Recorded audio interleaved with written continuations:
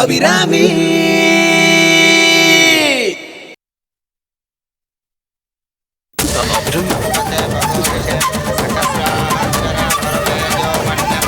நிறுத்துங்க. என்ன மாமி இது அநியாயம்? பால் மனம் மாறாத பச்சை குழந்தைங்களுக்கு போய் கல்யாணம் செய்யறடா. எப்படி மனசு துணிஞ்சு இப்படி ஒரு காரியத்தை செய்யற? இவ குழந்தைகளா இல்ல மரப்பாச்சு பொம்மையா? விளையாடுற பருவத்துல கல்யாணம் பண்ணி இவ வாழ்க்கையோட விளையாடாதே. விளையாடுற பருவத்துல குழந்தைகளுக்கு கல்யாணம் பண்ணி வச்சாதான் மனசு கடாம கடைசி வரைக்கும் புருஷனோட அந்யோன்யமா வாழ்வா. கரெக்டா சொன்னேன் மாமி. ஆமா, உங்க மாட்டு பொண்ணு டாக்டர் பேரனும் ஏன் வரல? அவா பிள்ளை நிச்சயத்துக்கு அவ வர வேண்டாமா? அவ ஒரு பூனலுக்கு போயிருக்கா, ரொம்ப தெரிஞ்சவா, அதனால போகாம இருக்க முடியல. உங்க ஆத்துல எல்லாரும் இந்த கல்யாணத்துக்கு சம்மதம் தெரிவிச்சிட்டாளா? குறிப்பா உங்க மாட்டு பொண்ணு அபிராமி சுபத்ராவை பார்க்க வேண்டாமா? அவளுக்கு இதுல இஷ்டம் தானே? அபிராமியே பால்ய விவாகம் பண்ணிண்டவ தானே, அவளுக்கு இதுல இஷ்டம் இல்லாம இருக்குமா? ஆமா, நான் பால்ய விவாகம் பண்ணிண்டவதான். ஆனா அதுக்காக நீங்க இப்ப செய்யறது சரியா போயிடாது. பால்ய விவாகம் பண்ணிண்டா என்னென்ன பாதிப்புகள் வருங்கிறது உங்க எல்லாருக்கும் நன்னாவே தெரியும். ஒருத்தர் சாக போறாங்கிறதுக்காக இந்த 2 பிஞ்சுகளோட வாழ்க்கையை சாகடிச்சிடாதே. அந்த 2 குழந்தைகளோட முகத்தை பாருங்க. ஆசைப்படக்கூட தெரியாத வயசு. அவ வாழ்க்கைக்கு அவளுக்கு என்ன தேவைங்கிறத புரிஞ்சுக்கிற அவகாசத்தையாவது கொடுங்கோ. மொட்டிலேயே கருக வச்சிடாதே. மொட்டிலேயே பூவை பறிச்சாதான் அத தலையில சுடுறப்போ நன்னா மலர்ந்து வாசனையா இருக்கும். குழந்தைகளுக்கு எது நல்லது எது கெட்டதுன்னு பெரியவா நாம சொன்னாதானே தெரியும். எங்க ஆத்துல கூட எல்லாரும் இப்படித்தான் கல்யாணம் செஞ்சுண்டா. நேக்கு கல்யாணம் நடக்கும்போது 9 வயசுதான். எங்க குடும்பத்திலயும் அப்படித்தான். எல்லாருக்குமே சீக்கிரமா கல்யாணம் ஆயிடுது. நேக்கு தான் கொஞ்சம் லேட். 18 வயசுக்கு ஆச்சு. நம்ம சம்பிரதாயத்தை நாம கடைப்பிடிக்கிறதுல என்ன தப்பு? இந்த கண்மூடித்தனமான பழக்கங்களை சம்பிரதாயம்னு சொல்லாதீங்க. அபிராமி ப்ளீஸ், இது அவளோட சொந்த விஷயம். இதுல நாம தலையிட முடியாதுமா. என்னென்ன சொல்றேன்? பக்கத்தாத்துல தான் தீ பிடிச்சிருக்குன்னு பேசாம போ சொல்றேளா? இங்க எரிஞ்சிட்டு இருக்கிற இந்த நெருப்பு இந்த பிஞ்சுகளை பொசுக்கிற நெருப்பு. இதுல அவ பலியாயிடக்கூடாதுன்னா பேசாம போறதுக்கு இது என்ன பொம்மை கல்யாணமா? பொம்மை கல்யாணம்னு சொல்றவா சொல்லிட்டுதான் இருப்பா. நான் கேக்குறேன், ஆடு மாடு மேயாம இருக்க சின்ன சின்ன செடிக்கு தானே வேலி போடுறோம். நன்னா வளர்ந்த மரத்துக்கா வேலி போடுறோம். 30-40 வயசுல கல்யாணம் பண்ணிக்கிறவாள்ல ஆடி ஓஞ்சி போய் வாழ்க்கையை சந்திக்கிறா. அதுல சந்தோஷம் எங்க கிடைக்கும்? மாமி, நீங்க சொல்றது வாஸ்தவம் தான். இந்த காலத்துல நன்னா வளர்ந்து கல்யாணம் பண்ணிட்டவாலாம் கொரட்டை விட்டா கோர்ட்டு, ஏப்பம் விட்டா டைவர்ஸ்னு கல்யாணத்தையே கேலி கூத்தாக்கிட்டா. அதுக்கு இந்த மாதிரி கல்யாணங்கள் எவ்வளவோ தேவல. நாம பால்யத்துல விவாகம் பண்ணிண்டா எவ்வளவு அமோகமா இருக்கலாங்கிறதுக்கு நம்ம அபிராமியோட கதை தான் உதாரணம். என் வாழ்க்கை தான் முடிஞ்சு போன கதை. ஆனா இந்த குழந்தைகளோட வாழ்க்கை இன்னும் ஆரம்பிக்கவே இல்லை. தயவு செஞ்சு இவ எதிர்காலத்தை கேள்விக்குறியாக்கிடாதே. பால்ய விவாகத்தை எதிர்த்து பிரசங்கம் பண்ணவாள்லாம் அந்த மாதிரி கல்யாணம் பண்ணிண்டவாதான். அதானே, இப்போ அபிராமி மாமியே எடுத்துக்கோங்க. சமையல்காரர் பொண்ணுதான். இப்போ உங்க ஆத்துல வாக்கப்பட்ட என்ன குறைஞ்சா போயிட்டா? ஆமா, நான் குறைஞ்சுதான் போயிருக்கேன். என் அப்பா என் ரெக்கைகளை கத்தரிச்சு கல்யாணங்கிற தங்க கூண்டுல என்ன அடைச்சிட்டார். அந்த கூண்டுக்குள்ள கூட என்னால பறக்க முடியல. கிளிக்கு ரெக்க முளைச்சுடுத்துனா அது ஆத்த விட்டு பறந்து போயிடும். குழந்தைகளுக்கு கல்யாணம் பண்ணாம வச்சுட்டு இருந்தா அது யாரோடையாவது ஓடி போயிடாதோ? எத்தனை குடும்பங்கள்ல இப்படி எல்லாம் நடக்கிறது. நன்னா சொன்னில் மாமி. பாலிய விவாகங்கிறது நம்ம காலகாலமா கடைப்பிடிக்கிற சம்பிரதாயம் தான். அதை இப்ப கடைப்பிடிக்கிறதுல என்ன தப்பு? நீங்க தப்புன்னு சொல்லாதே. பாவம், நீங்க செய்யறது மகா பாவம். அபிராமி, இது அவளோட சொந்த விஷயம். இதுல நாம தலையிட முடியாது. எல்லாம் சரிதான் மாமி. ராஜாராமனே வந்து எங்க கூட தாம்பூலம் மாத்தின்னு இருந்தா எங்களுக்கு ரொம்ப சந்தோஷமா இருந்திருக்கும். எது எப்படி இருந்தா என்ன, உங்க பொண்ணு சுபத்ரா எங்க சுந்தரேசனுக்கு பொண்டாட்டி. இதுல எந்த மாத்தமும் கிடையாது. அது போதும் மாமி. அபிராமி வேணும்னா பெத்தவளா இருக்கலாம். ஆனா எங்காத்துல நான் வச்சதுதான் சட்டம். என்ன மீறி அவ நடக்க மாட்டா.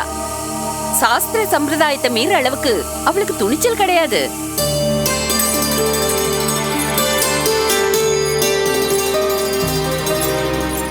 இதான் என் பொண்ணு சுபத்ரா. பெரியவாளுக்கு நமஸ்காரம் பண்ணிக்கோடி. பாட்டிக்கு பண்ணிக்கோ. நன்னா இருமா, தீர்காயுசா இரு. நேக்கு பிடிக்கல.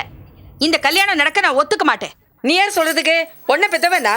அதானே அதான் எனக்கு பயமா இருக்கு. நாளைக்கு அபிராமிக்கு பிடிக்காம போயிடுதுன்னா என் பொண்ணு கதி என்ன ஆகும்? என் மூச்சு காத்து பட்டாலே அவளுக்கு பேச்சு வராது. என்ன மீறி அவ ஒண்ணும் செய்ய மாட்டா. நீங்க பயப்படாதே. என் மூச்சு இருக்கிற வரைக்கும் இந்த பால்ய விவாகத்தை நடத்த நான் விட மாட்டேன். இந்த கல்யாணத்தை நான் நல்லபடியா நடத்தி காட்டுவேன். என் பேச்ச மீறி நீங்க இந்த கல்யாணத்தை நடத்தினேள், நான் போலீஸ்க்கு போவேன். அப்புறம் நீங்க எல்லாரும் கம்பி எண்ண வேண்டி வரும். நாளை ஆறுது, தாம்பூலத்தை மாத்திக்கலாமா? போய் எடுத்துட்டு வா. உள்ள போய் எடுத்துட்டு வாங்க. தள்ளுங்க சாஸ்திரிகளே, அவ கிடக்கிற ஆக வேண்டியதை பாருங்க. சரி சரி, நல்ல நேரம் முடியறதுக்குள்ள தாம்பூலத்தை மாத்திடலாமே. இந்தாங்க எல்லாரும் அட்சதை எடுத்துங்க. ஸ்ரீநகரி கிராமம் மாளிகாத்து வம்சம் டாக்டர் ராஜாராமன் அபிராமியோட சுபுத்திரன் சுந்தரேசனுக்கு வாந்திநாதன் நீலாயுதாட்சியோட சுபுத்திரி சுமித்ராவை நிச்சயம் பண்ணிக்கிறோம்.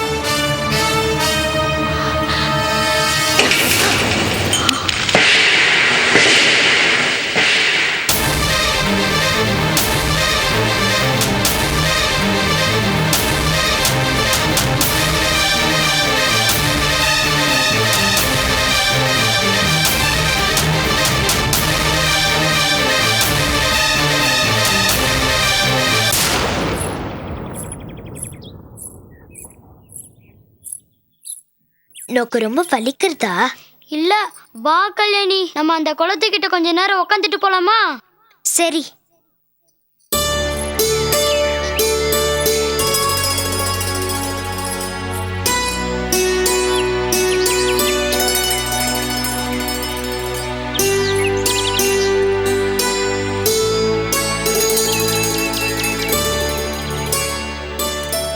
அவெல்லாம் என்னடா செய்யற முருகா? மீனுக்கு பொறி போடுறாங்க. கங்கை தாயி, என் பொண்ணுக்கு சுகப்பிரசவம் ஆகணுமா, நீக்கு ஒரு பேரை வேணுமா? பொரிய போட்டுட்டு ஏதோ வேண்டிட்டு இருக்காளே, அதெல்லாம் எனக்கு தெரியல. அந்த பாட்டிய போய் கேட்கலாமா? கேட்கலாமே.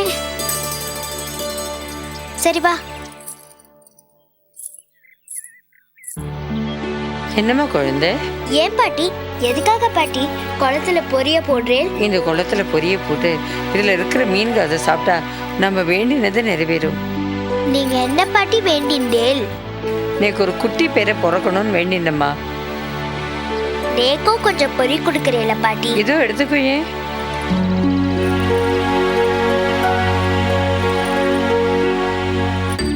அம்மா தாய், ஏ கொள்ளமே, நீ ஆம்பளை உம்மாச்சியா பொம்நாட்டி உம்மாச்சியான்னு எனக்கு தெரியல.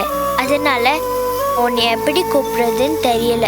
இந்த சுந்தரேசன் ரொம்ப படுத்துறான், வையறான், அடிக்கிறான், புடிச்சு தள்ளி விடுறான். எப்படியாவது அவனுக்கு நல்ல புத்தி வரணும். அவனை அவாத்துல போட்டு நல்லா அடிக்கணும். அவனுக்கு ஜுரம் வந்து அவனால ஒரு வாரம் ஸ்கூலுக்கே வர முடியாம இருக்கணும். இதை செய்வியா?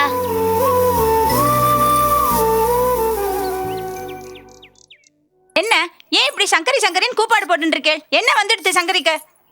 இல்லடிம்மா, சம்பத்துக்கு வலிப்பு வரும் போல இருந்தது, இப்போ அடங்கிடுத்து, அதனால அப்போ கூப்பிட்டேம்மா. நேக்கு இதேதான் வேலை. அவனுக்கு தான் அடிக்கடி வலி போறதோன்னு, அதுக்காகவாது என்னன்ட்டு அந்த சாவி கொத்த குடுங்கோன்னா அது தரமாட்டேன். ஒரு பக்கம் நீங்க, இன்னொரு பக்கம் இந்த சம்பத், நடுவுல நான் மாட்டின்ட்டு ரொம்ப அவஸ்தைப்படுறேன். ஏதாவது ஒண்ணு கேட்டா நீ காலடி எடுத்து வச்ச நேரம் தான் என் மூத்த மகனும் மருமாளும் குழந்தைய அனாதை ஆக்கிட்டு போயிட்டாள்னு புராணம் பாடுறேன். நீங்க படுத்த படிக்கையா இருக்கிறதுக்கு காரணமும் நான் தானே சொல்றேன். ஏம்மா இப்படி படுத்துறேன்? ஐயோ, நேக்கு காலங்காத்தால நிறைய வேலை இருக்கு. என்ன படுத்தாம செத்த பேசாம படுங்கோ, சரியா?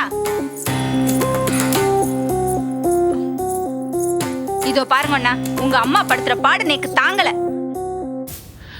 என்ன நான் சொல்லிட்டே இருக்கேன், நீங்க போயிட்டே இருக்கேன். சொல்லு, கேட்டுட்டு தானே இருக்கேன். இதோ பாருங்கண்ணா, அவளுக்கு கை கால் விழுந்துட்டே தவிர உடம்புல இருக்க மொத்த பலமும் அவ வாயில வந்து சேர்ந்துடுத்து. எப்ப பார்த்தாலும் தேள் மாதிரி கொட்டிண்டே இருக்கா. போதா குறைக்கு உங்க அண்ணன் புள்ள வேற. இவாளெல்லாம் வச்சுட்டு என்னால மாரடிக்க முடியல. பேசாம சொத்தை பிரிச்சு வாங்கிட்டேன்னா எங்க அண்ணன் ஆத்து பக்கமே போயிடலாமோ இல்லையோ? என்ன சங்கர் இது?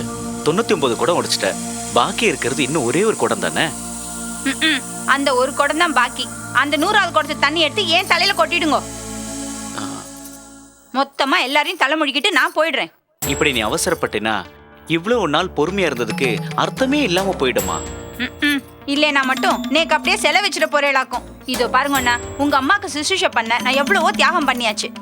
இந்த சம்பத்தோட வியாதி நம்ம குழந்தைகளுக்கு வந்துடக்கூடாதுன்னு தானே அவளை கொண்டு எங்க அண்ணாத்துல விட்டுருக்கேன். அவளை பிரிஞ்சு எவ்வளவு நாள் நாமளும் இருக்கிறது சொல்லுங்க. கவலைப்படாத சங்கரி, இன்னும் கொஞ்ச நாள்ல நம்ம மதுரையிலேயே செட்டில் ஆயிடுவோம்.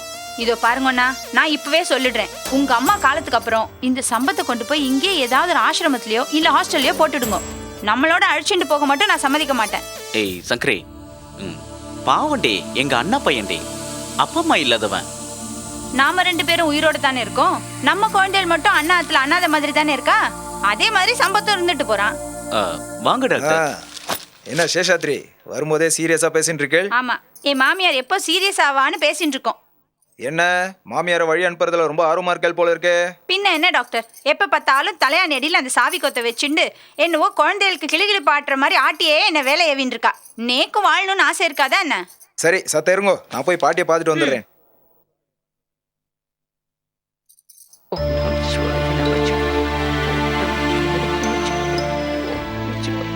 என்ன பாட்டி, எப்படி இருக்கேள்? என் சௌக்கியத்துக்கு என்ன டாக்டர் குறைச்ச? காடு வாவான்னு கூப்பிடுறது நேக்கு தான் மனசு கேட்க மாட்டேங்கிறது. இந்த சம்பத்தை விட்டுட்டு போகணுமேனு மனசு அடிச்சுக்கிறது. கவலைப்படாதே பாட்டி, நீங்க பழையபடியே நன்னா எழுந்து நடமாடுவேள். ஏன் டாக்டர், ஏதாவது புதுசா படிக்க போறீங்களா? எது கேட்கிறேள்? இவ்வளோ நாளா வைத்தியம் பண்றேன், ஒரு பிரயோஜனமும் இல்லை. ஆனா திடீர்னு எழுந்து நடமாடுவேன்னு எப்படி சொல்றேன்? உருப்படியா ஏதாவது சொல்லுங்க டாக்டர். இதை பாருங்க பாட்டி, ஏதோ உங்க ஆறுதலுக்காக சொன்னேன். உங்களுக்கு ஏதாவது ஆசை இருந்தா சொல்லி நிறைவேற்றிக்கோங்க. இப்போதைக்கு எதுவும் சொல்ற நிலைமையில இல்ல. என் உடம்ப பத்தி நேக்கு தெரியாதா? மூளையில ஒரு ஓரத்துல உயிர் துடிச்சுன்னு இருக்கு. ஆனா நேக்கு ஒரு சின்ன ஆசை டாக்டர். நீங்க கவலைப்படாதீங்க பாட்டி, உங்க பையன்கிட்ட சொல்லி எல்லா ஆசையும் நிறைவேற்றி வைக்கிறேன். நீங்க உடம்ப நல்லபடியா பாத்துங்க. அப்ப நான் கிளம்புறேன்.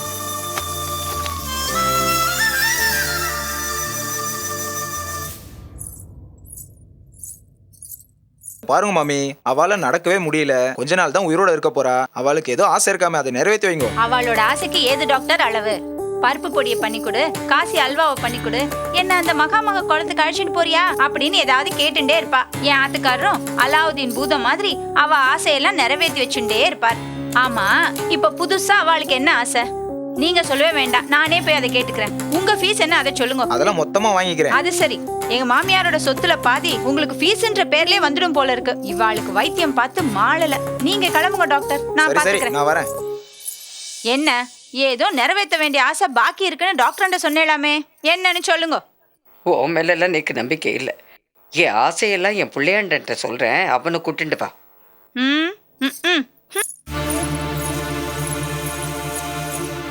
என்னம்மா வர சொன்னலாமே? நீ பாக்குற வைத்தியத்துல நேக்கு குணமாகும்னு நம்பிக்கை இல்லப்பா. அது சரி.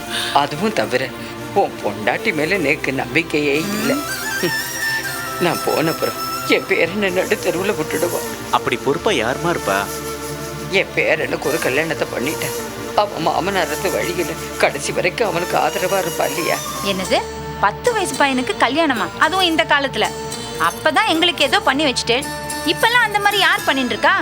இல்லடிம்மா, லோகத்துல ஏதோ ஒரு வழியில இப்பவும் அந்த கல்யாணம் எல்லாம் நடந்துட்டு தான் இருக்கு. அதனால அவனுக்கு ஒரு கல்யாணத்தை பண்ணிட்டா அவன் குணமாயிடுவான்னு எனக்கு நம்பிக்கை இருக்குமா? அம்மா, இப்படி எல்லாம் பண்ணா இவனுக்கு இருக்கிற நோய் குணமாயிடும்னு யாருமா சொன்னது? இல்ல சேஷாத்ரி, அவன் நோய் குணமாகறத விட என் பேரனோட பங்கு சொத்தையும் அவனையும் நல்லா பாத்துக்கணும். அதுக்கு தான் ஒரு நல்ல பொண்ணா பார்க்க சொல்றேன். அதான் சொல்லிட்டாலோ இல்லையோ, நல்ல பொண்ணா பாருங்க. நம்ம பொறுப்பை முடிச்சுட்டு நம்ம பங்கை வாங்கிட்டு போயிட்டே இருப்போம். அப்படியே ஏதாவது போலீஸ் கிலீஸ்னு பிரச்சனை வந்துச்சுன்னா பால்ய விவாகம் பண்ண சொன்னதே இவா தானே இவாளை கையை காட்டிட்டு நாம கழண்டு நோடலாம். என்ன புரிஞ்சுதா? வாங்க.